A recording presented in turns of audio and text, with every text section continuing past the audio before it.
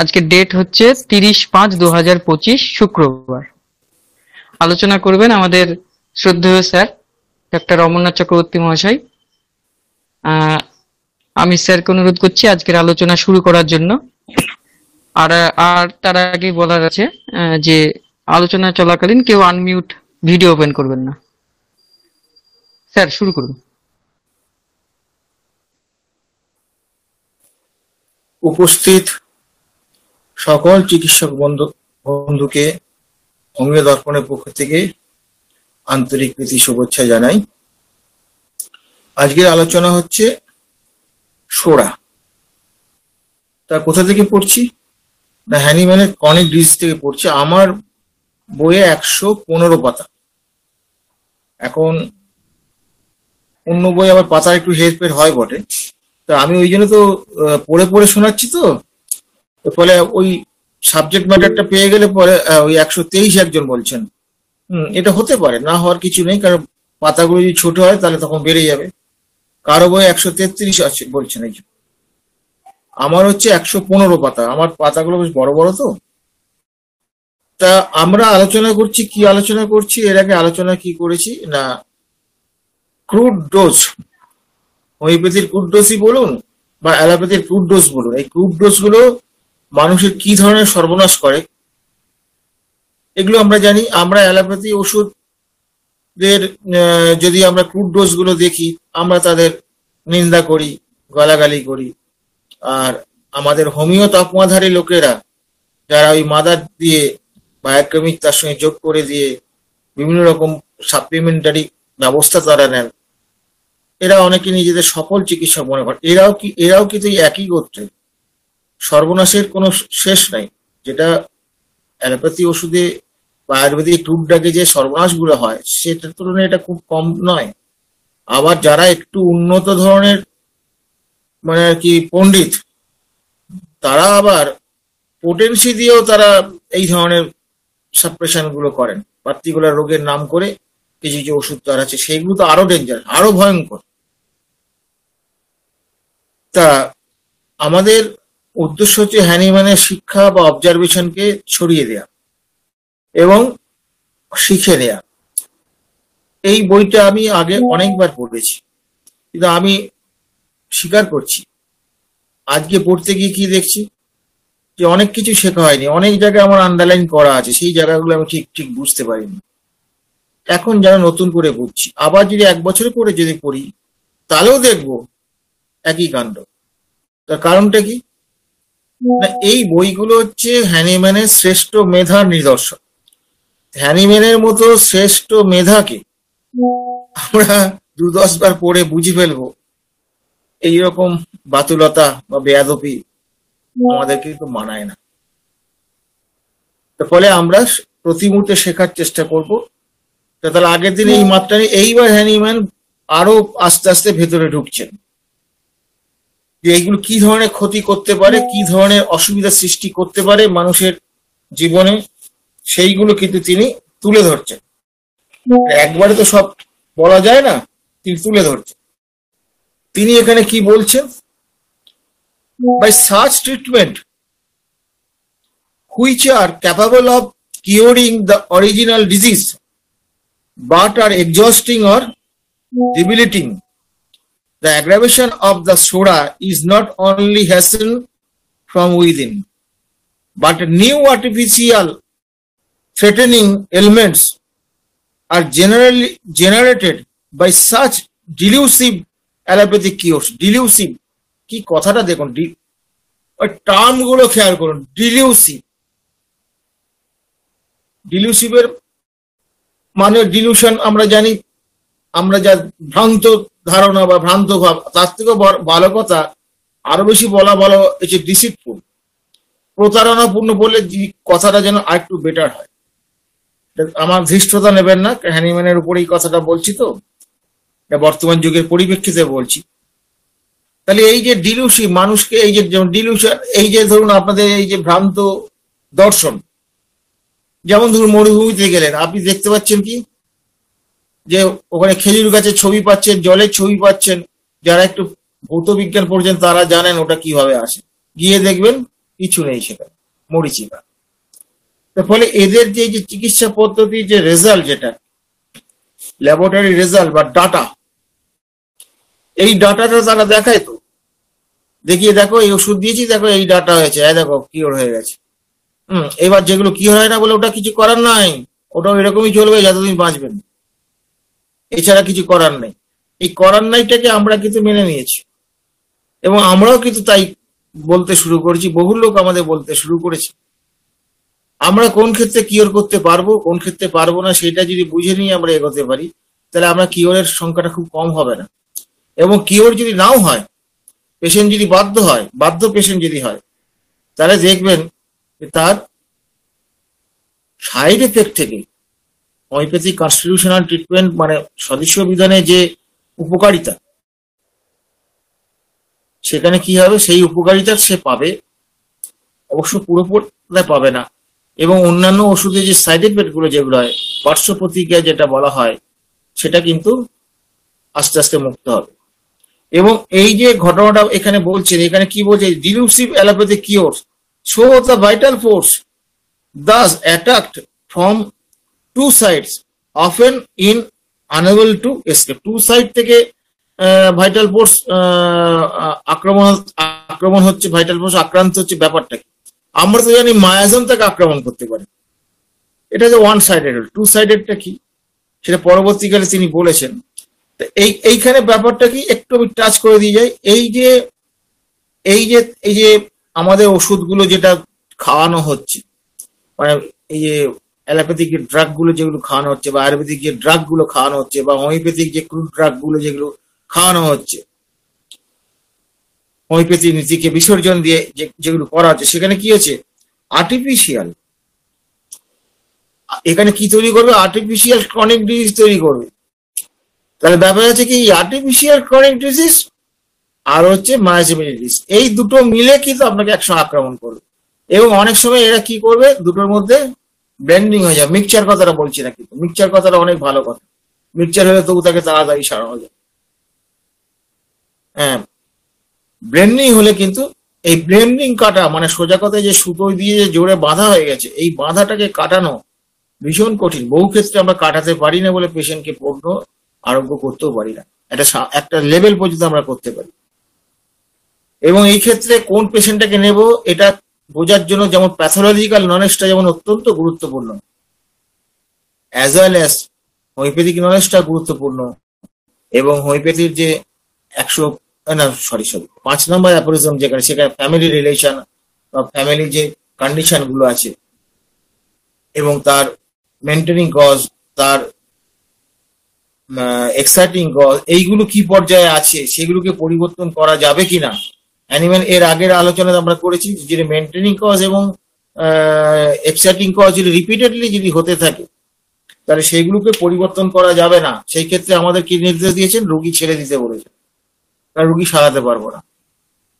আমরা অনেক সময় রোগীর অনুরোধে বলুন, আর পকেটে পয়সার অভাবেই বলুন, লোভে পড়ে আমরা দেখি না, চেষ্টা করি, যদি হয়ে থাকে অ্যানিম্যাল তো বলেছে, ঠিক আছে, অ্যানিম্যাল তো বলেছেন, এই কথাটা একটু হালকা ভাবে নিয়ে থাকি। আসলে ব্যাপার হচ্ছে, আমরা যদি এটা বুঝতাম, তাহলে হালকা ভাবে নিতে পারতাম না। এটাও এক ধরনের ঔদ্ধত্য বলতে পারেন, বা ডালনেসও হতে পারে, দুটোই হতে পারে। অহংকার থেকে এই বোধটা আসতে পারে, বা মূর্খামি থেকেও আসতে পারে।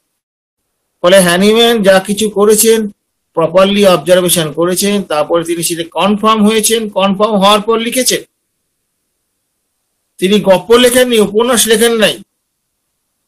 তাহলে কি দেখা গেল, যে এই যে আর্টিফিশিয়াল ডিজিজ সম্পর্কে, আমি তো আমার একটা দোষ স্বীকার করি, আমি অ্যাপোরিজম নাম্বার বলতে পারি না। আর্টিফিশিয়াল ডিজিজ সম্পর্কে হ্যানিম্যান কি বলছেন, it is difficult to cure, sometimes it is incurable. এটা তখনকার যুগে আর্টিফিশিয়াল যে ইয়েগুলো ছিল, এই যে ওষুধগুলো ছিল, সেই ওষুধগুলো পোটেন্সি কথাটা বলছি না, পোটেন্ট, তাদের শক্তিশালী বা তাদের যে ক্ষমতা, এখনকার কিন্তু অ্যালোপ্যাথি ওষুধের তার থেকে 1000 গুণ ক্ষমতা বেড়ে গেছে। তাহলে বুঝতেই পারছেন যে এখন কিন্তু ভয়ঙ্কর ডিস্ট্রাকটিভ পজিশনে চলে এসছে। সেখানে আমাদের মতন এই চিকিৎসকেরা হোমিওপ্যাথি দিয়ে চিকিৎসা করতে গেলে যথেষ্ট দক্ষতা অর্জন না করলে আপনি কিন্তু প্রতিপদে কিন্তু ধাক্কা খাবেন, এবং পেশেন্টের বিশ্বাস হারাবেন, আস্থা হারাবেন। ঠিক আছে, এই হচ্ছে একটা ব্যাপার। পেশেন্টের ধারণাগুলো কিরকম দেখুন। একটা উদাহরণ দিচ্ছি, গতকালের একটা কেসের কথা বলছি, একটা কাশির কেস। শীতকালে তিনি ঘুমোতে পারেন না, শীতকালে উঠে বসে থাকতে হয়। ও ডাক্তার দেখালেও পাম্প নিলেও তাকে বসে থাকতে হয়।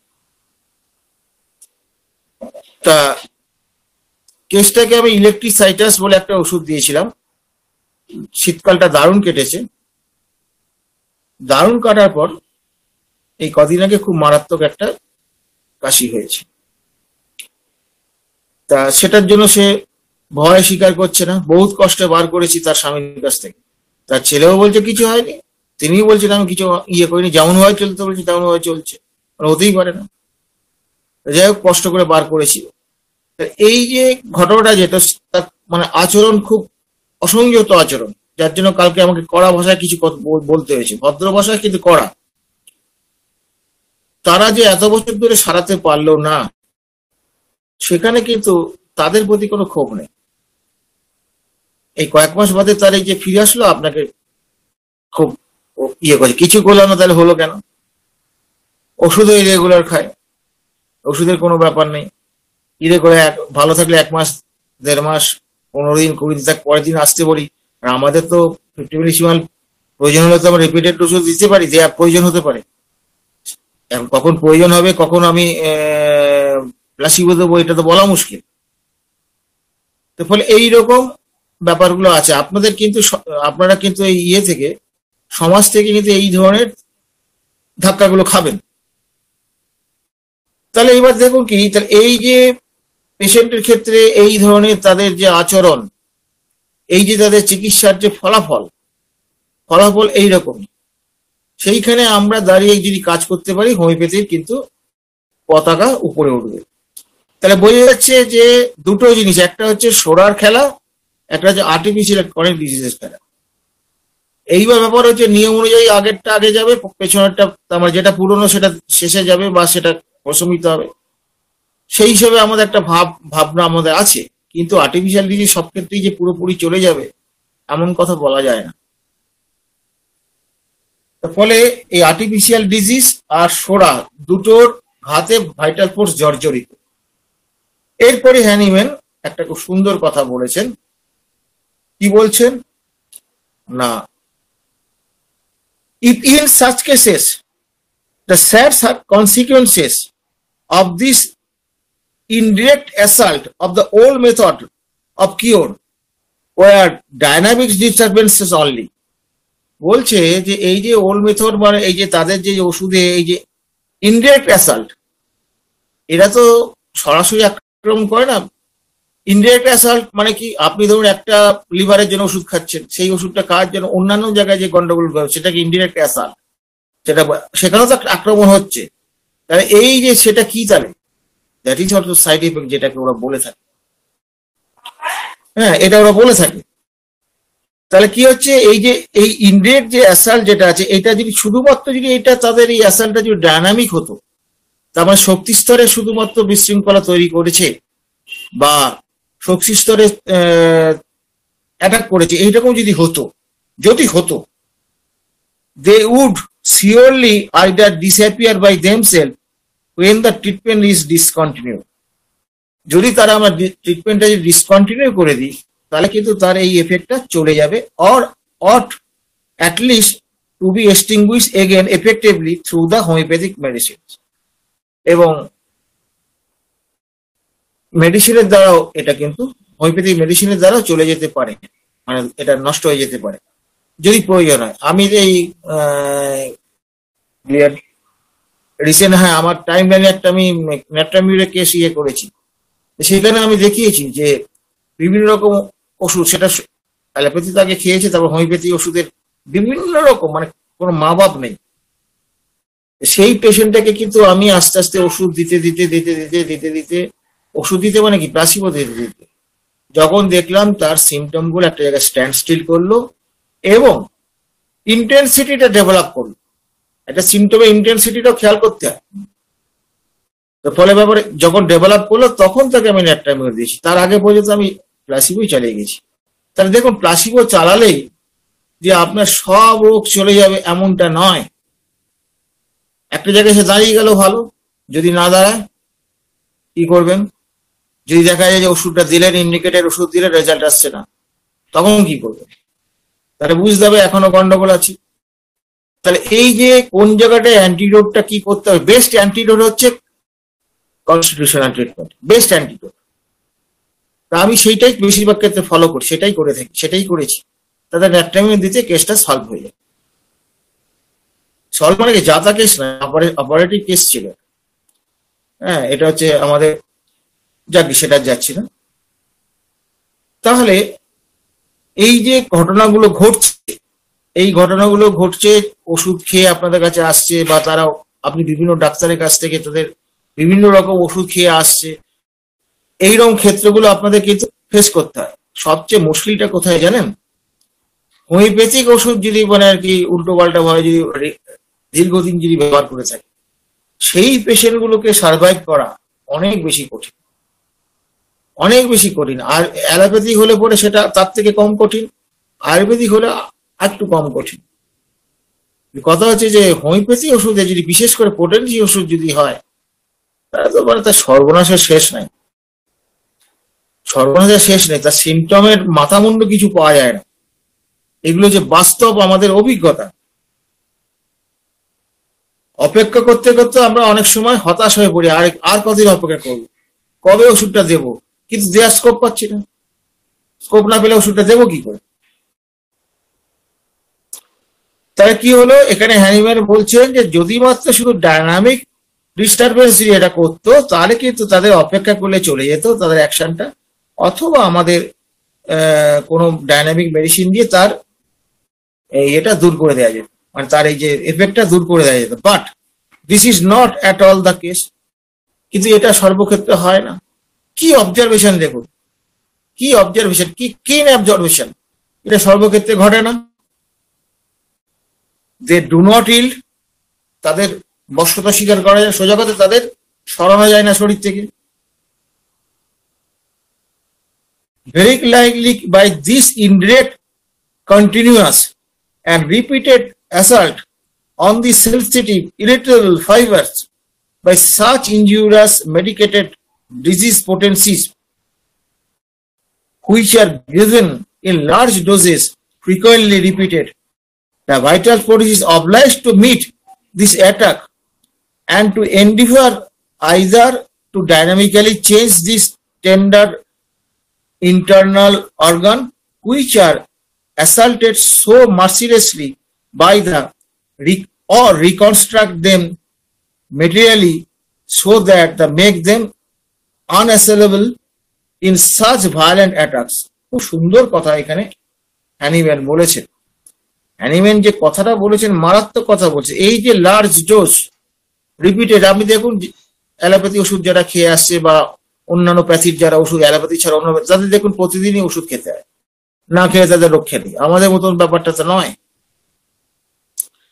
এই যে ব্যাপারটা হচ্ছে, এই যে তারা ওষুধগুলো খাচ্ছে এবং তার শরীরের উপরে যে মার্সিলেসলি ক্ষমাহীন ভাবে তার অ্যাসাল্ট মানে আক্রমণ করা হচ্ছে শরীরের উপরে এইসব ওষুধের দ্বারা, কারণ এগুলো টার্গেট অর্গানের উপর কাজ করে। এই যে করা হচ্ছে, করার ফলে কি হচ্ছে না, করার ফলে তখন ভাইটাল ফোর্স কি করে, ভাইটাল ফোর্স বাঁচাবার জন্য, এই ভাইটাল ফোর্স কি করে, এই অ্যাটাক থেকে বাঁচার জন্য সে কি করে, সেইটাই এখানে হ্যানিম্যান বলেছেন। কি করে, তার dynamically change this tender internal organ. এই যে ইন্টারনাল অর্গান গুলোকে কি করে ডাইনামিক ভাবে চেঞ্জ করে দেয়, ফাংশনটাকে চেঞ্জ করে দেয়। এই ফাংশনটাকে চেঞ্জ করে দিলে পরে তাহলে অ্যাটাক থেকে এটা কি করে বাঁচবে? কারণ ঘটনা হচ্ছে কি যে বিশেষ করে অ্যালোপ্যাথিক সিস্টেম অফ মেডিসিন, ওদের টার্গেট অর্গান থাকে, টার্গেট ফাংশন থাকে, টার্গেট প্যাথোলজি থাকে।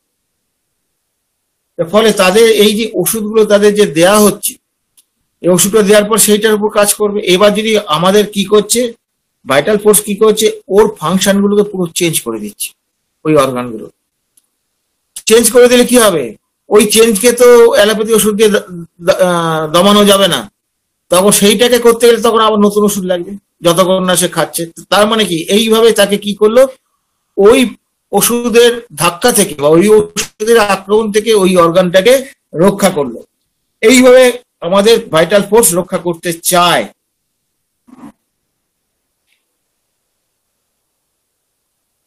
তাহলে এই যে অ্যাটাক থেকে বাঁচাবার চেষ্টা করে, আরেকটা কি করে or to reconstruct them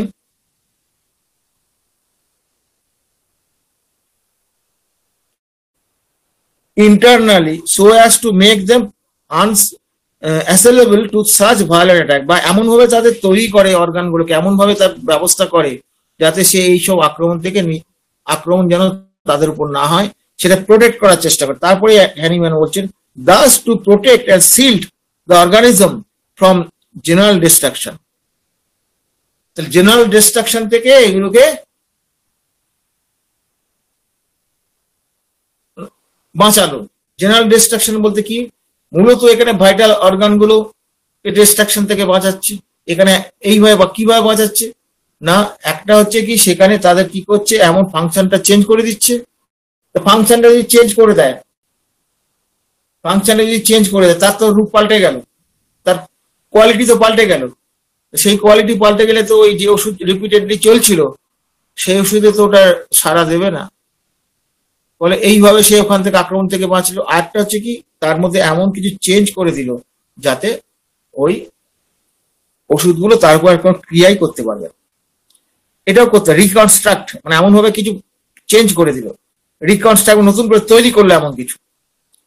এই পর্যন্ত কিন্তু তিনি বলেছে এইভাবে সে কি করছে, ভাইটাল ফোর্স কি করছে না, এইসব ভাইটাল অর্গানগুলোকে সেভ করার চেষ্টা করছে। এইসব ভাইটাল অর্গানগুলোকে সেভ করার চেষ্টা করছে। তাহলে দেখা যাচ্ছে কি যে ভাইটাল অর্গানগুলোকে আমাদের ভাইটাল ফোর্স সব সময় সেভ করার চেষ্টা করে, এটাই তার নিয়ম বা নীতি। তাহলে বুঝতে পারছেন যে ভাইটাল অর্গানগুলো যখন তাহলে আক্রান্ত হয়, আমরা দেখতে পাই, আমার বিভিন্ন রোগ নিয়ে আসে, আমরা দেখি তো লিভারের ডিজিজ বা কিডনির ডিজিজ, এই যে ভাইটাল অর্গানগুলো যখন ডিজিজ নিয়ে বা হার্টের ডিজিজ এইগুলো নিয়ে আমাদের কাছে আসে, তো যদিও প্রথমে আসে না, আসে তো। এই যে ডিজিজ গুলো, মানে ওইখানে ডিজিজটা হয়েছে এরকম ব্যাপারটা নয়, ভাইটাল ফোর্স তাকে আপ্রাণ চেষ্টা করেছে এই অর্গানগুলোকে বাঁচাবার জন্য, কিন্তু বাঁচাতে পারেনি। তারপরে একটা সময় তার কাছে হার মানতে বাধ্য হয়েছে, কারণ ওই যে রিপিটেড অ্যাকশন, কতক্ষণ সে ভাইটাল ফোর্স তার সঙ্গে লড়াই করবে? ভাইটাল ফোর্সের একটা সীমা আছে তো, আর এ তো অসীম। তোমার 5 মিলিগ্রামে হচ্ছে না, 10 মিলিগ্রাম চাপাবো, 10 মিলিগ্রামে না হলে 20 মিলিগ্রাম চালাবো, তোমাকে চাপাবোই, তোমাকে আমি দমন করবই, তোমার প্রকাশকে আমি আটকে দেবই। এটাই হচ্ছে বিজ্ঞান। তাহলে বোঝা যাচ্ছে এই যে বিজ্ঞান, যেটা অ্যাকচুয়ালি ব্যাপারটা হচ্ছে এগুলো ব্যাটল ফিল্ডের মতো, যুদ্ধ যুদ্ধ যুদ্ধ যুদ্ধ তো বিষয়টা নয়। যখনই আমরা নীতিহীনভাবে কোনো পেশেন্টকে সারাতে যাব, তখন তার সাথে যুদ্ধই করতে হবে, ডাইরেক্ট কলিশনে আসতে হবে। হোমিওপ্যাথিতে সেই কথা বলে না। হোমিওপ্যাথি কি বলে না, arrangement of vital force, vital ফোর্সের অ্যারেঞ্জমেন্টটাকে ঠিক করে দিতে হবে। ঠিক করে দিতে পারলেই সব নরমালে চলে আসবে। ডিজিজ কিন্তু আলাদা কোনো একটা বিষয় নয়, ডিজিজ হচ্ছে কি একটা চেঞ্জ পজিশন, মানে নর্মাল থেকে চেঞ্জ হতে হতে একটা জায়গায় গিয়ে পৌঁছেছে, এবং যে অর্ডারে পৌঁছেছে ঠিক সেম অর্ডারে রিভার্সলি সেটা ফিরে আসবে। এবং সেটা আমরা দেখতেও পাই, আমরা ওষুধ দেওয়ার পর দেখতেও পাই যে রিভার্স অর্ডারে ফিরে আসছে, এবং আমরা তখন আনন্দিতই হই, রিভার্স অর্ডারে ফিরে আসছে। এখানে একটা মজার ব্যাপার, এটা বলে রাখি, জুনিয়রদের একটু জানা দরকার। যদি কারো কোনো অর্গান যদি চলে গিয়ে থাকে, এই রিভার্স অর্ডারটা কিন্তু সম্পূর্ণ ফলো করে না সাধারণত। আমি এদের স্বার্থে দেখেছি জীবনে খুব রেয়ার, একটা দুটো হয়তো দেখেছি 40 বছর। হ্যাঁ, বাকিগুলো কিন্তু ওই একটা জায়গায় যেন আটকে যায়, ঘুরপাক খাই যায়, কারণ এই অর্গানটা নেই। রিভার্স অর্ডারে তার এই যে ইনফ্লাক্সটা, যেটা ভাইটাল ইনফ্লাক্স, এই যে ভাইটাল প্রত্যেকটা অর্গান যে বেঁচে আছে বা সঞ্জীবিত আছে, এটা কার দ্বারা? ভাইটাল ফোর্সের দ্বারা বেঁচে আছে। ভাইটাল ফোর্স তার শক্তির স্তর থেকে ইনফ্লাক্স দিচ্ছে। যেমন আপনার বাড়িতে যে কারেন্ট হচ্ছে, কি করছে, কারেন্ট যে আপনাদের কারেন্ট ব্যবহার করছেন, ফ্যান চালাচ্ছেন, এই আমরা আমাদের অংশগ্রহণ করেছেন, এর ইনফ্লাক্সটা কোথা থেকে আসছে? প্রবাহটা কোথা থেকে শুরু হয়েছে? আপনার বিদ্যুতের কারখানা থেকে শুরু হয়েছে, হয়ে আপনার কাছে এখানে আসছে। কোনো একটা ডিস্টার্ব হয়ে যায়, কাটা পড়ে যায়, তাহলে আপনার এটা বন্ধ হয়ে যাবে, থাকবে না, আপনি এগুলো অংশগ্রহণ করতে পারবেন না, বা আপনার পাকা বন্ধ হয়ে যাবে। এখানেও তাই। মানে এই যে ভাইটাল ফোর্স, যে এই যে ইনফ্লাক্সটা আমাদের সবসময় প্রবাহিত হচ্ছে, এবং প্রবাহিত হয়ে ভাইটাল অর্গানগুলোকে সজীব করে রেখেছে। এর একটা অর্গান যদি ফেল করে তাহলে পেশেন্ট তো মারা যায়। যদি একটা ভাইটাল অর্গান ফেল করে সে কি বেঁচে থাকে? হার্টটা যদি ফেল করে সে বেঁচে থাকে? তার ব্রেনটা যদি ফেল করে বেঁচে থাকে? লিভারটা যদি ফেল করে বেঁচে থাকে? কিডনিটা যদি ফেল করে বেঁচে থাকে? বেঁচে থাকে না। এগুলো হচ্ছে বাস্তব, বেঁচে থাকে না। তাহলে এই যে ভাইটাল অর্গানগুলো, এইগুলো তাহলে কি হচ্ছে, কোনোভাবে যদি কাট অফ হয়ে যায় তাহলে কিন্তু মানুষ বাঁচবে না। এবং ভাইটাল ফোর্স সবসময় চেষ্টা করে যে এই ভাইটাল নামটা খেয়াল করুন, ভাইটাল ফোর্স বা ভাইটাল প্রিন্সিপাল যাই বলুন, ভাইটাল প্রিন্সিপাল একটু মানে একটু অর্থ আলাদা আছে, এখন এই তর্কে আমি যাচ্ছি না। ব্যাপার হচ্ছে যে ভাইটাল ফোর্সই ধরুন, ভাইটাল ফোর্স, ভাইটাল অর্গান, ভাইটালের সঙ্গে ভাইটালে মিলিয়ে দিন। এ কি করবে? ভাইটাল অর্গানগুলোকে সেভ করবে, তার বিনিময়ে সে কি করবে, সে কি করতে চাইছে বা কি করবে, এই জায়গাটা এবার আসা যায়। এবার কি বলছে?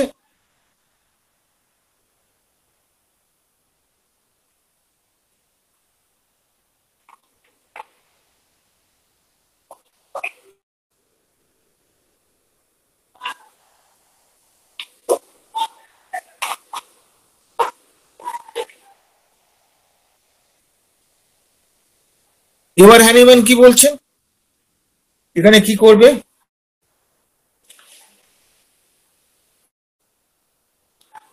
জেনারেল ডিস্ট্রাকশন থেকে বাঁচালো, বাঁচিয়ে এইবার কি করবে? Das this force which instinctively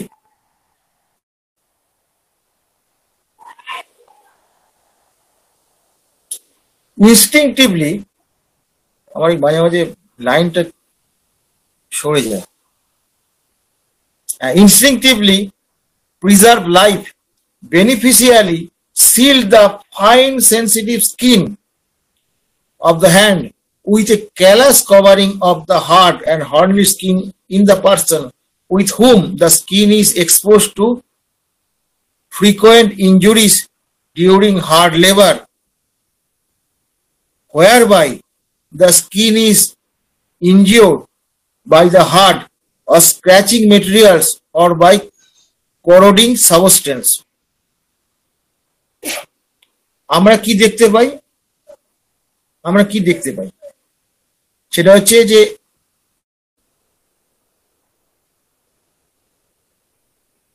এইভাবে, এরপরে উদাহরণ দিচ্ছে যে কি বলছে, ভাইটাল ফোর্স কি করছে, হোয়েন দা, এই যে লাইফ ফোর্স কি করছে না, স্কিনের ক্ষেত্রে ফাইন সেন্সিটিভ স্কিন, আমাদের স্কিন যে ফাইন সেন্সিটিভ স্কিন, যেটা এই স্কিনটা কি করছে না, callous covering of the hard and horny skin in person with whom the skin exposed to the frequent injuries during the hard labor. এই যে কথাটা তিনি এখানে বলছেন,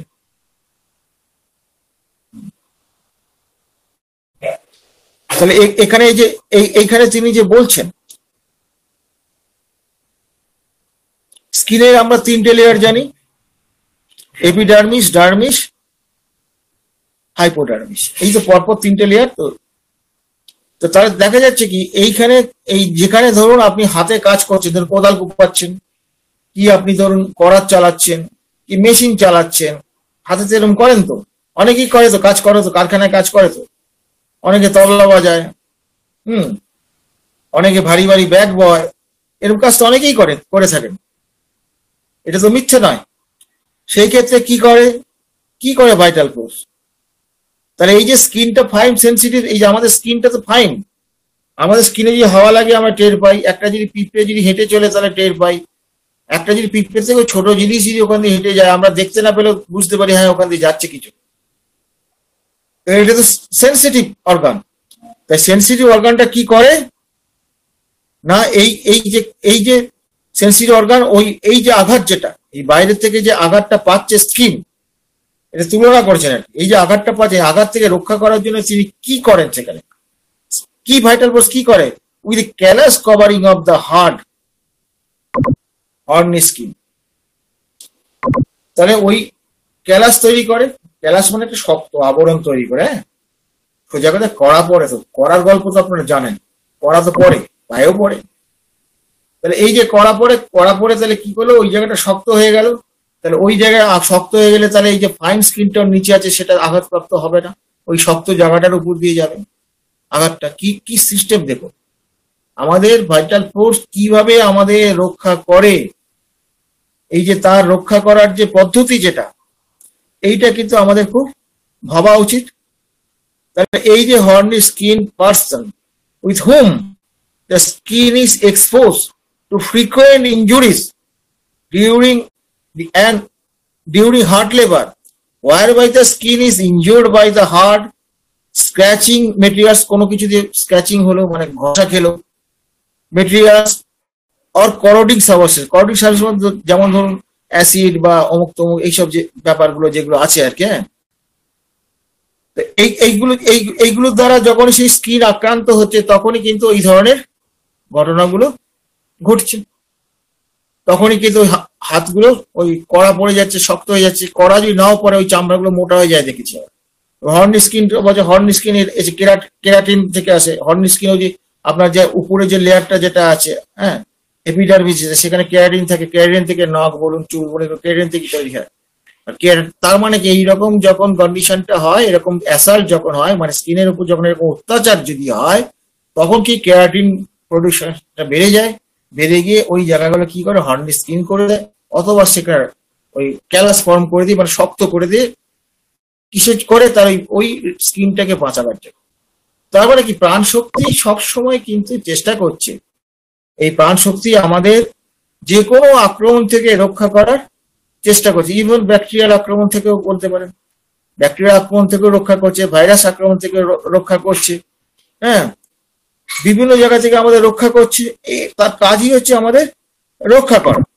সো অলসো, এইবার দেখুন, এইটা তো হচ্ছে ধরুন রক্ষা করলো, এটা আমরা বুঝলাম, এটা তো আমরা স্থূলভাবে বুঝলাম। এবার ডাইনামিক্যালি একটু বোঝার চেষ্টা করি। আমি রিসেন্ট একটা ঘটনা বলছি, একটা কেসের কথা বলছি। কেসটা সম্ভবত হাতছাড়াই হয়ে গেল। পেশেন্টার হচ্ছে গাঁটে গাঁটে প্রচন্ড ব্যথা, সেই ব্যথাগুলো কিন্তু অনেকদিন ধরে তিনি ভুগছেন। তাকে মেডও দেওয়া হয়েছিল। মেডও দেওয়ার পর কি হলো, সে খুব ভালো আছে, 30 আছে, 30 থেকে আলটিমেটলি পরবর্তী 200-তে উঠলাম। ওঠার পর কিন্তু খুব ভালো আছে। তারপর হঠাৎ করে খারাপ হতে শুরু করলো। সে শুধু আমাকে কমপ্লেনই করে যাচ্ছে, আপনি কি ওষুধ দিচ্ছেন, আমার কোনো ব্যথা কমছে না, উল্টে ব্যথা বেড়ে যাচ্ছে। আগে যেগুলো ছিল, এবার 200 পোটেন্সি দিয়েছি, আগে যেগুলো ছিল সেগুলো ফিরে আসছে।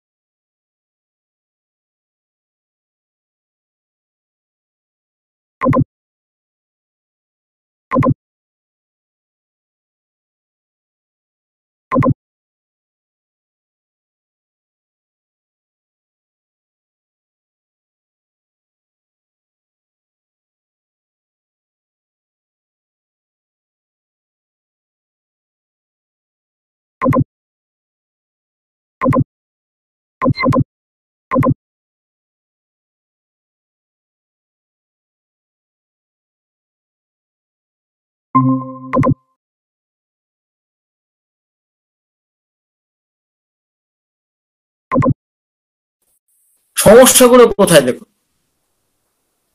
এবার তাকে আমি 1M দিয়ে ছেড়ে দিয়েছি। যদি আমি তাকে বলেছি যে এই দাঁতটা যদি বের হয় তাহলে আপনার সারবে, না বেরোলে আপনার সারবে। এবার সে যা বুঝলো বুঝলো, আমার বয়ে গেছে। আমি তো তাকে ঠকাইনি, সে নিজেই নিজেকে ঠকিয়েছে। তা আমাদের কিন্তু এখান দ্বারা একটা, এটা রোগী চলে যাওয়ার গল্পটা আমি বলতে চাইছি না। আমি যেটা বলতে চাইছি সেটা হচ্ছে যে আমাদের ভাইটাল ফোর্স স্কিনে কিন্তু রোগটাকে থ্রো করে দেয়। থ্রো করে দিলে কি হয়, ইন্টারনাল ভাইটাল অর্গান গুলো বা ইন্টারনাল ইকোনমি সেটা কিন্তু পরিবর্তন হয়, পরিবর্তন হয়ে রোগটা আরোগ্যের পথে যায়। এবং এই সম্পর্কে যেই চ্যানেলের বই যদি পড়েন আরো বিস্তারিত ভাবে আপনি সেখানে পাবেন। তাহলে এখন প্রশ্ন যেটা হচ্ছে আমার, খুব কি প্রশ্ন, যে খুব মৌলিক প্রশ্ন, সেটা হচ্ছে ধরুন এই যে দাঁতটা বেরোলো, দাঁতটা বেরিয়েছে, জানলাম কোন ধরনের ব্যাকটেরিয়ার দ্বারা এটা হচ্ছে সেটাও জানলাম, হ্যাঁ, তার বৈশিষ্ট্যগুলো জানলাম, সবই পড়লাম, প্যাথোলজি পড়লাম, কারণ তত্ত্বে কি পৌঁছাতে পারলাম? দাঁত নিয়ে আমি অনেক বই পড়লাম, অনেক জ্ঞান অর্জন করলাম, কারণ কারণটা কোথায়? Vital force to save vital organs, vital organ গুলোকে সেভ করার জন্য। এবং এই ভদ্রলোকের প্রেশারও ছিল, প্রেশারটা নর্মাল চলছিল, এখন জানি না বেড়েছে কিনা, বাড়তেও পারে, অসম্ভব কিছু। তাহলে দেখা যাচ্ছে কি যে এই যে আমি এই যে জ্ঞান অর্জন করলাম, এই জ্ঞানের মাধ্যমে কি আমরা ওই কারণ তত্ত্বে পৌঁছতে পারবো? ভাইটাল ফোর্সে এই খেলাটা, এই জায়গাটা পৌঁছতে পারবো কি না, এই হিসেবে ভাবতে পারবো আমরা। এই হচ্ছে হোমিওপ্যাথির শ্রেষ্ঠত্ব। এখানে হোমিওপ্যাথি কিন্তু এই জায়গাটা আপনাকে দেবে, এই জ্ঞানের যে এই জায়গাটা আপনাকে তুলে ধরবে। এবার আপনি নেবেন কি নেবেন না সেটা অন্য কথা। তাহলে ব্যাপারটা কি হচ্ছে, তাহলে এই যে স্কিন ডিজিজ, এটা কিন্তু অ্যাকচুয়ালি কোনো ইন্ডিভিজুয়াল ডিজিজ নয়, এটা হচ্ছে যে ভাইটাল, এটা হচ্ছে জটিল রোগের সরল প্রকাশ মাত্র, সরল প্রকাশ। এবং লেস ভাইটাল অর্গানে, যেটা আমরা আপনার হেরিং এর যে ল, মোর ভাইটাল অর্গান থেকে লেস ভাইটাল অর্গানে ডিজিজ আসবে। এই যে ব্যাপারটা, যেটা নলেজ, এই যে ডিজিজ অফ দ্য নলেজ, এই যে ডিজিজ নলেজ বলতে যদি প্র্যাকটিস অফ মেডিসিন যদি নলেজ হয়, তখন তো আমরা দাঁতটাকে ধরেও আবার একটা ওষুধ দেবো। অনেকেই ব্যাসিলিনাম দিয়ে দেয়, ব্যাসিলিনাম দিলে চলে যায়, এরকম ঘটনা দেখেছি তো, প্রচুর দেখেছি।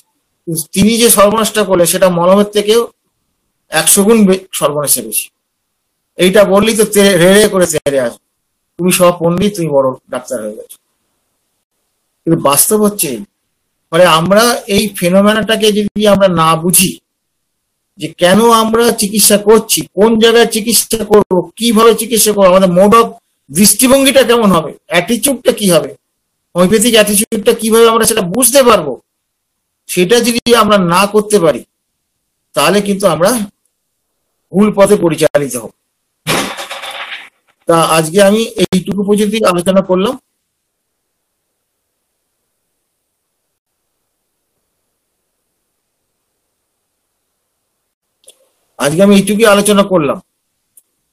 তা এটার পরে কেউ যদি যোগ করতে চান যোগ করতে পারেন, আর না প্রশ্ন থাকলে প্রশ্ন করতে পারেন, আমি তার উত্তর দেব। আচ্ছা স্যার, ধন্যবাদ স্যারকে, অসংখ্য ধন্যবাদ। দ্বিতীয় পর্বে আমরা চলে যাব। আমাদের মাঝে অনেক স্যার উপস্থিত আছেন। আচ্ছা, রঘুনাথ ঘোষ স্যার, আপনি যদি কিছু বলেন।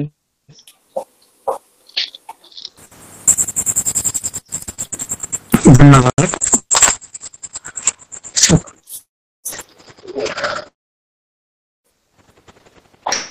বলার তো কিছু নেই, আর যে কথাগুলো উঠে এসছে আপনি বলেছেন যে স্কিন যে সারফেস হলে আমরা অনেকে ভাবি যে বোধহয় শরীরের মধ্যে কোথাও লুকিয়ে আছে, এটা কিন্তু অ্যাকচুয়ালি লুকিয়ে নেই কোথাও। বিষয়টা যেটা হচ্ছে যে এইটাও কিন্তু আমরা 3টে মাইলোমকেই দেখতে পাই। এখন যখন এটা যে মাইলোম ক্লিয়ার্ড আপ কন্ডিশন থাকে, তার ভিত্তিতেই কিন্তু আমরা ওষুধ দেব। তাহলে স্কিন, এই যে ব্যাকটেরিয়া নাম্বার যে কোনো আমরা মন গড়া আমাদের মতো একটা করে রেমিডি ঠিক করে রেখেছি, যে হয় সালফার, কেউ কেউ বেসিলিনাম বা টিউবারকুলিনাম বাবিনাম দিলাম, দিয়ে তাতে হয়তো দেখা যাবে এই যে এত দীর্ঘদিন ধরে কষ্ট করে যখন আমরা রোগটা আরোগ্যের দিকে যাচ্ছে, অর্থাৎ কিওর অফ প্যাডিংস ল ফলো করছি, সেই সময় কি করলাম, আমরা অন্য একটা রেমেডি চাপিয়ে দিলাম। এই ক্ষেত্রে আমি আমার একটা বাস্তব অভিজ্ঞতার কথা বলি। এটা বেশ দীর্ঘদিন আগে মানে আমার প্র্যাকটিসের প্রথম দিকেই দেখেছিলাম যে এক ভদ্রলোক, তিনি এলেন, কি হয়েছে সমস্যা না,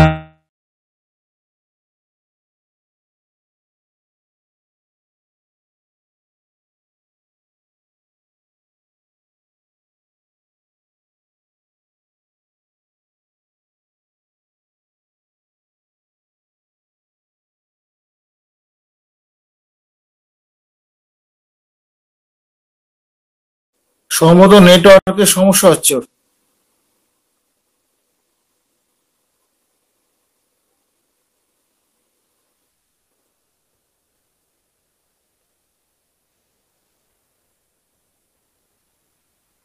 হ্যাঁ, শোনা যাচ্ছে না স্যার। না, শোনা যাচ্ছে না।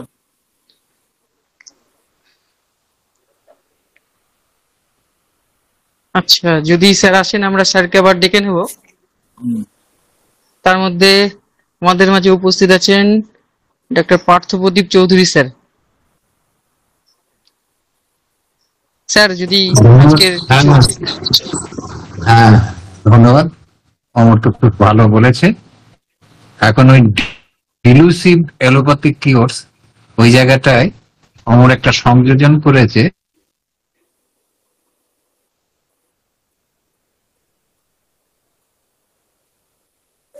ভালো কথা বলতে গেলেই নেট চলে যাচ্ছে, চিন্তা করো, দেখো খুব কি ঠিকই ঝামেলা হয়েছে। করো দেখিনি। ওরে তুই যেটা বলেছিস কেউ শুনতে পাইনি। কর্নিক ডিজিজের যে বিষয়টা, ট্রিটমেন্ট অফ কর্নিক ডিজিজের বিষয়টা, যে ভাইটাল ফোর্স যে আক্রান্ত হয়ে এইগুলো যে করে, ঘটনাগুলো ঘটায়, এই নলেজটা তাদের নেই। হ্যাঁ,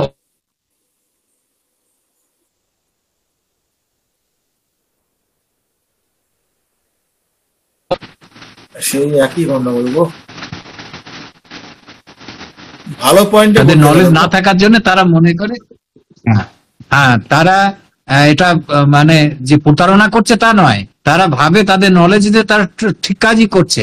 আসলে এই যে হোমিওপ্যাথিক যে প্রিন্সিপাল, যেভাবে এটা সদৃশ্য বিধান নীতিতে ভালো করে, সেই নলেজটা তো তাদের নেই। যার জন্য তারা ওইটা মনে করে, তারা যে সাপ্রেশন বা প্যালিয়েশন করে তারা ভাবে যে তারা এটা ঠিক করছে। আর যে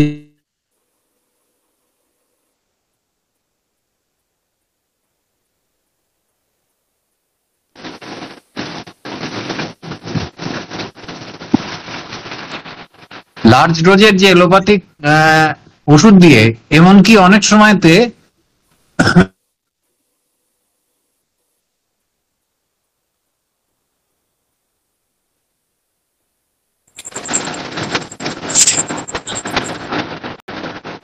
ভুল ভুল চিকিৎসার যে ঘটনাগুলো ঘটে, মানে রিপিটেডলি যে ওষুধগুলো দেওয়া হয়, হোমিওপ্যাথিক ওষুধ হলেও সেটা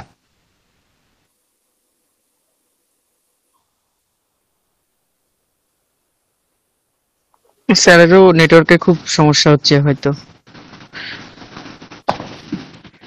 ঠিকভাবে প্রয়োগ করতে না পারি। আসলে নেটটা চলে যাচ্ছে মাঝে মাঝে, ওই গন্ডগোল হয়ে যাচ্ছে। ঠিকভাবে প্রয়োগ করতে না পারার জন্য যখনই ভালো কথা বলতে চাইছে নেট চলে যাচ্ছে।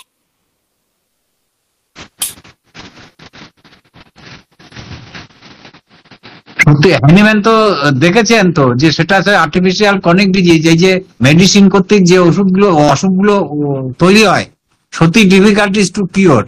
এবং আমাদের কাছে রুগী আসলে আমরা দীর্ঘদিন ধরে কোনো ওষুধ না দিয়ে শুধু ফাইটাম দিয়ে দিনের পর দিন অপেক্ষা করে করে অনেক সময় রুগী কিন্তু একটা ভালোর দিকে যায়, যদি তার এমার্জেন্সি কিছু না হয়। ওই এমার্জেন্সি কিছু আসলে ওই অবস্থাতেও আর একটা ওই যেটা বলা হয় আর কি, যে এরপরে অ্যানিম্যানের পরে কেন্টো আর একটা দূর পর্যন্ত এগিয়ে গেছে, সেই জন্য যে ওই যেখানে হটস্পট ট্রিটমেন্ট গুলো হয় এবং একটা সিমটোম্যাটোলজি অনেক গন্ডগোল হয়ে যায়, সেখানে আমি যেটা বারবার বলি আর কি, যেখানে কেন্টের যে দর্শন, কেন্টের যে লেসার রাইটিং এ যেটা রয়েছে, why cancer is incurable, lesser writing এর একটা খুব সুন্দর মূল্যবান একটা সংযোজন কেন্টের।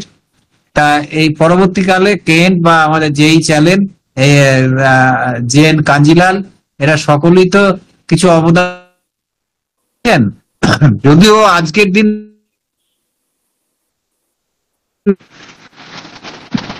মোস্ট পাওয়ারফুল যে এলোপ্যাথিক ওষুধ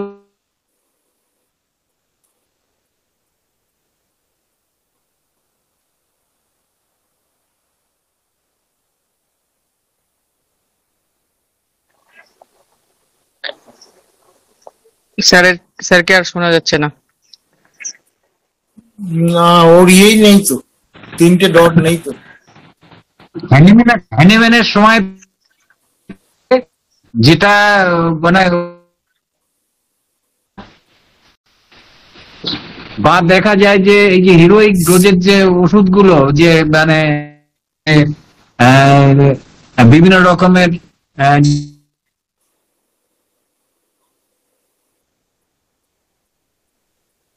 খুব সমস্যা, খুবই সমস্যা।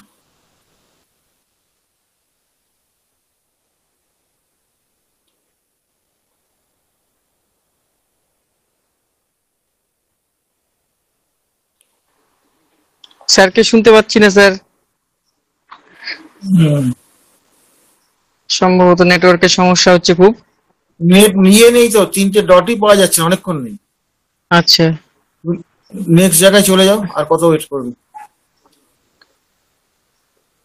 আচ্ছা, আমাদের মাঝে ডাক্তার এস.এম. জাহাঙ্গীর স্যার উপস্থিত আছেন। স্যার, আজকের আলোচনার বিষয়ে যদি কিছু বলেন স্যার। ধন্যবাদ দীপেন স্যারকে। আসলে আলোচনার বিষয়ে কিছু বলার নেই, স্যারের আলোচনা তো সবসময় মানে বিশ্লেষণ ধর্মী হয়। আমার একটা প্রশ্ন আছে, যদিও আসলে এখানে সংযোজন করব। মানে আমরা অনেক সময় স্যার নেটে বা অনলাইন মাধ্যমে দেখে থাকি, যদি স্কিন ডিজিজের বিষয় নিয়ে কথা হচ্ছে, মানে দীর্ঘদিনের স্কিন ডিজিজ বা ইনকিউরেবল অনেক সময় বলে অনেকেই, অ্যালোপ্যাথির ভাষায় যেমন সোরিওসিস। হোমিওপ্যাথিতে যদিও অনেক সময় ভালো হয়, কিন্তু এই ডিজিজ গুলো অনেক ডাক্তারই দেখি যে বলে যে 1 ডোজ বা 2 ডোজে ভালো হয়ে গেছে, বা খুব স্বল্প সময়ের কথা বলে। এটা কি আসলে সম্ভব হয়? এটা কি সম্ভব? আপনি আচ্ছা বলুন দেখি, আপনি তো বিএইচএমএস পাস করেছেন, বিএইচএমএস পাস কি আপনি স্বল্প সময় পাস করে গেছেন, না তার আগে ক্লাস 1 থেকে শুরু করেছেন? না না স্যার, সেটা তো দীর্ঘ সময় লাগে, কিন্তু মানে ওনারা এটা কিভাবে মানে কিওর করেন? আমি এই জায়গাটা কিওর হলে ফলো আপে দেখাতে হবে তো, হেরিং ল ফলো করছে বা যেই চ্যানেলের ল ফলো করছে, এটা দেখাতে হবে তো। অনেক ক্ষেত্রে মিথ্যা কথা বলে, এগুলো আমরা জানি তো। দিয়ে দেন যে আগের ছবি এরকম, পরের ছবি এরকম, ও সব প্রতারণা করা যায়, ওগুলো প্রতারণা করার কোনো ব্যাপার নেই, এটা নিজস্ব সেলফ অ্যাডের জন্য করছে। আপনি একটা শুনুন, একটা এই ক্রনিক ডিজিজ শুধু স্কিন ডিজিজ বলে না, যে কোনো ক্রনিক ডিজিজ দেওয়ার সঙ্গে সঙ্গে কি চলে যাবে? এর 1 নম্বর পয়েন্ট। 2য় নম্বর গেলে পরে ডিজিজ প্রসেস একটা আছে, সেই প্রসেসটা তো সময়টা লাগবে। যে রোগটা যত তাড়াতাড়ি যত দেরিতে আসবে, যত দিনে পুরাতন হবে, সে তত সময় নেবে। এবং এই স্কিন ডিজিজ এবং এইগুলো আমি সাপ্রেশন প্রচুর পেয়েছি ভাই জীবনে। এক ওষুধ দিয়ে সারিয়ে দিয়েছে, সেগুলো যখন বেরিয়েছে না, পাগল হয়ে যাচ্ছে ওষুধ দেওয়ার পরে, সে ভুগছে তো অন্য রোগে। ওই এভিডেন্স বেসড যে ওরা যেটা বলে আর কি, ওই প্যাথোলজি যেটা এস.এন. জাহাঙ্গীর স্যার যেটা বলছেন, যে উনি হয়তো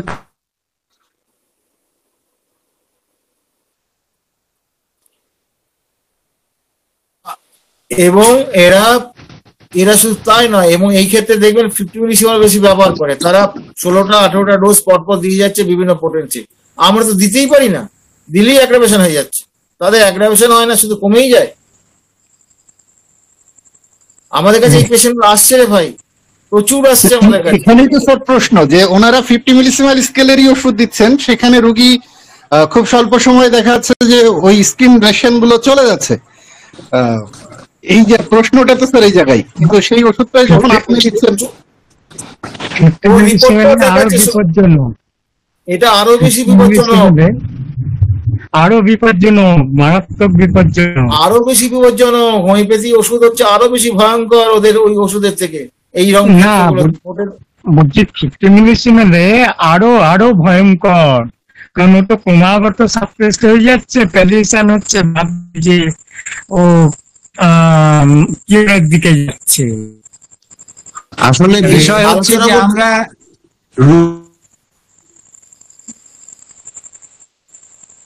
ও বলতে গেলেই একটা ভালো কথা বলতে গেলেই আটকে যাচ্ছে। হ্যালো, শোনা যায় দীপেন? লক্ষ্য করবো হ্যাঁ, স্যার, সবসময় শুনতে পাচ্ছি। রোগীটাকে, আচ্ছা, সবসময় একটা রোগীটার উপর লক্ষ্য করলে এর বলতে উত্তরটা পারলাম না পাওয়া যায়। তখন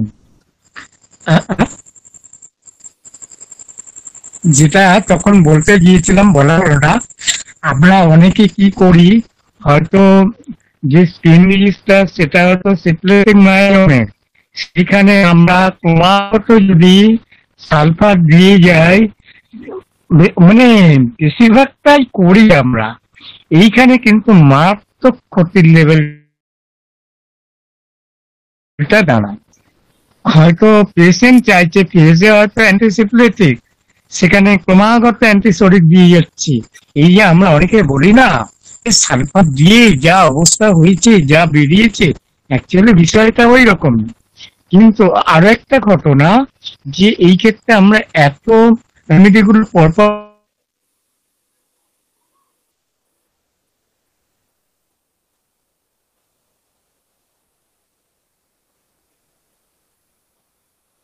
সেই একই সমস্যা।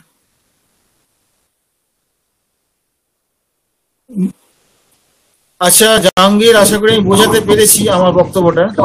জি স্যার। ওইগুলোতে বিভ্রান্ত হয় না বাবা, ওইরকম বিভ্রান্ত হয় না, হতাশ হয়েও না যে আমার এখানে এত সময় লাগছে। ফলো আপটা দেখতে হবে বাবা, ফলো আপের মধ্যে তার মেন্টালি সে কেমন আছে, এটা যে প্রথম পয়েন্ট। দ্বিতীয় পয়েন্টে ফলো আপের ল ফলো করেছি কি, ফলো যদি না করে থাকে ইট ইজ ভেরি হার্মফুল, এবং পোটেনশিয়াল মেডিসিনের সাপ্রেশন অ্যালোপ্যাথি ওষুধের থেকেও ভয়ঙ্কর বেশি ক্ষতিকারক, যেটা অনেকেই করে চলেছে। আমাদের তো মানবিক অ্যাঙ্গেল থেকে আমরা তো হোমিও দর্পণটা চালাই, এখানে আমরা এই শিক্ষাগুলি দেওয়ার চেষ্টা করি। এবং তোমার প্রশ্নের জন্য তোমাকে অনেক ধন্যবাদ, তুমি সৎভাবে এটা আমাকে বলেছো। এবং আমি বহু পেশেন্ট পেয়েছি রে বাবা, তাদের বিভিন্ন সমস্যা শুনলে মাথা খারাপ হয়ে যাবে, যখন তাদের ওগুলো বেরিয়ে আসছে না তখন তাকে সামলাতে পারা যাচ্ছে না, এমন একটা অবস্থা। ও সেই ক্ষেত্রে খুব সতর্কভাবে প্রেসক্রিপশন করতে হয়, নাহলে একসঙ্গে যদি প্রচুর বেরিয়ে যায় পেশেন্টের, মানে কি বলবো, স্বাভাবিক কাজকর্ম সব বন্ধ হয়ে যাবে। বেরিয়ে যাচ্ছে অনেকে, অসম্ভব কিছু না। আমরা তো একটা দানা দিচ্ছি, কি একটা ওই জলে গুলে 100 গ্লাস 150 গ্লাস 200 গ্লাস গুলে জিভে একবার ঠেকাচ্ছি, তাতেও সামলানো যাচ্ছে না। সিমিলিমাম পোটেন্সি বাবা দিতে পারলে বেশি দেওয়ার উপায় থাকে না। স্যার, একটা প্রশ্ন আছে। হ্যাঁ, বলছি ওই অনেক সময় স্কিন ডিজিজ নিয়ে বিভিন্ন জায়গায় ধরুন ওষুধ খাই, ওষুধ খাওয়ার পর তারা আসে, সেই ক্ষেত্রে কয়েকটা জায়গায় আমি দেখেছি যে কফি খেতে বলে, সেটা কতটা যুক্তিপূর্ণ? কফিটা কিসের জন্য খেতে বলে? ওই ওষুধের এইগুলো কাটানোর জন্য, অ্যান্টিডট হিসেবে কাজ করছে। It is also fixed idea. Hahnemann এখানে কি বলেছেন, ওয়েট করতে হবে, আর ওয়েট করলে পরে সে চলে যেতে পারে, অথবা কি করতে হবে, ডাইনামিক মেডিসিন দিয়ে তাকে অ্যান্টিডোট করতে হবে। কফি খেতে বলেছেন হ্যানিম্যান? না, বলেননি, ওইটাই স্যার জানছিলাম। কি শুনলে, কার কথাটা শুনবে, তার কথাটা না হ্যানিম্যানের কথাটা? অবশ্যই অ্যানিম্যানের কথা শুনবো। হ্যাঁ, এই হচ্ছে গন্ডগোল। ওই শুধুমাত্র হ্যানিম্যানের কথা নয়, হোমিওপ্যাথিক প্রিন্সিপাল মেনে কাজ করছি কিনা সেটা দেখতে হবে স্যার। এই কথাটা আরো যুক্তিসঙ্গত, এই কথাটা শুধু হ্যানিম্যান হ্যানিম্যানের করে নয়, লটাকে ফলো করতে হবে। হোমিওপ্যাথিটা হচ্ছে সিমিলিমাম, এই সিমিলিমাম বেসিসে করতে হবে। এই হ্যানিম্যান বলেছে কি বলে নাই ওটাও সবসময় নয়। হ্যানিম্যান তো বলেছে যে ব্যবহার করতে পূজা, হ্যাঁ, তাহলে সেটাকেও তো আমরা কন্ট্রাডিক্ট করি তো, যে সিক্স এডিশনে যেটাকে ওয়াটে এক্সটার্নাল মেডিসিন অ্যাপ্লিকেশনের কথা হেনিম্যান তো বলেছেন, কিন্তু এটাকে আমরা কি মান্যতা দিই? হেনিম্যান বলেছেন, এটাই বড় কথা নয়, আমরা লজিক্যালি দেখবো সেটা হোমিওপ্যাথিক লফুলি হচ্ছে কিনা, ল ফলো করছে কিনা, ফলো ফলো আপ করছে করে কিনা, দেখে নো, ফলো আপটা ডাইরেকশন অফ দেখবে। ফলো করছে। হ্যাঁ, এই হলো আসল কথা। হ্যানিম্যান বলেছে, কেন বলেছে, এইসব কথা নয়, একদম ওই মানে কষ্টি পাথরের যাচাই করে নিতে হবে, লফুলি হতে হবে, ডাইরেকশন অফ কিউরকে ফলো আপ করতে হবে, এর বাইরে অন্য ওই প্যাথোলজির ওইসব দিয়ে হবে না। হ্যাঁ, ওই প্যাথোলজির ডেটা দিয়ে হবে না, রুগী কেমন আছে, রুগীটাকে প্রায়োরিটি দিতে হবে, এবং ওই উইল আন্ডারস্ট্যান্ডিং এই জিনিসগুলোকে দেখতে হবে, মেন্টাল সিমটমস তার সিকনেসটাকে দেখতে হবে। ঠিক আছে, তাই তো আমার। হ্যাঁ ওইটাই তো, follow হ্যাঁ up স্যার, টাকে দেখতে একদম হবে সোজা। বোঝা গেল। স্যার স্যার এদিকে তো আবার পিএইচডি ডাক্তারের আন্ডারে গবেষণা করে সুগারের ওষুধ আবিষ্কার করে পুরস্কার পেয়ে গেল, এই আপনাদের কাছাকাছি নিয়ে এখনকার। আমি জানি একটা স্যার। এর মধ্যে সেটা দেখলাম। আমার পাড়ায় সে বাস করে, আমি তাকে জানি। আমার যে চেম্বার না, যে সেটা আমার যে রাষ্ট্রপতি- উল্টোডাঙ্গা চেম্বার, আমার ওখান থেকে হেঁটে গেলে মিনিট 3-4 লাগবে তার বাড়ি। ক্লিনিক্যাল ট্রায়াল ফায়াল হচ্ছে, কত কি হচ্ছে। দরকার নেই। পিন্ডি সব- চট তার কাটছে, ওইরকম যা খুশি ওই করুক। রকম ভাবে হয় না, এই হোমিওপ্যাথির পিন্ডি চটকাচ্ছে। তাহলে এখানে ইন্ডিভিজুয়ালাইজেশনের কি বিষয় থাকলো? তাহলে এই সুগারের নেটও তো আমাদের নেটও আমাদের বিরোধিতা করছে।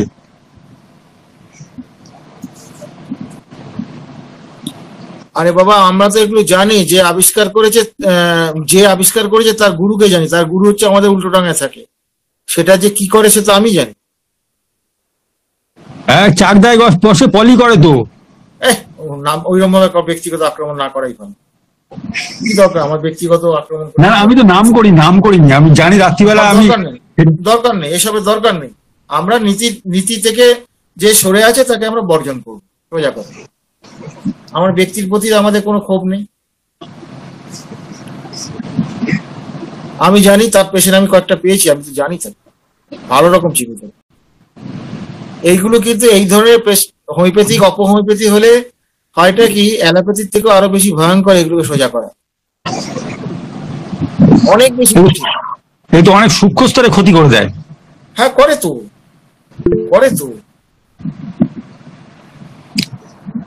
আচ্ছা, অনেক রাত হয়ে গেল, আর আমার 11টা বেজে গেছে, আর কথা বাড়াবো না, এখানে শেষ করবো। আচ্ছা, তাহলে সকলকে শুভরাত্রি জানিয়ে আজকে আমাদের ক্লাস এখানে শেষ করছি। আবার আমরা পরবর্তী ক্লাস আমরা মেসেজে জানিয়ে দেব। সকলকে শুভরাত্রি, সকলে ভালো থাকবেন, সুস্থ থাকবেন। স্যার আপনি বলবেন। সবাইকে আমার তরফ থেকে শুভরাত্রি জানিয়ে আমরা বিদায় নিচ্ছি। ধন্যবাদ।